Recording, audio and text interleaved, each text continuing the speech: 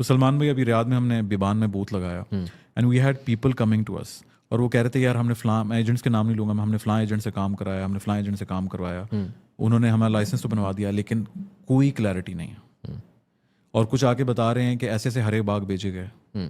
ठीक है, मतलब कुछ लोगों को बेचारों को ऐसे पीआर की तरफ लेकर आए हैं, उनको 7 मिलियन का कुछ पता भी सर नहीं मैं है। आपको एक मज़े की बात बताऊं यहाँ पे, शायद आपको पता होगी क्योंकि आप माशाल्लाह ऑलरेडी इस फील्ड में हैं, और शायद ना भी पता हो, ऐसे लोग भी हैं, without mentioning the name, I know them.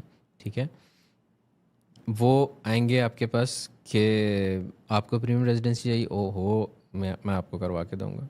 ठीक है, मैं आपको करवा के दूंगा, सारा कुछ वो करूँगा, और मैं आके करवाऊँगा अहमद मुश्ताक से। समझे?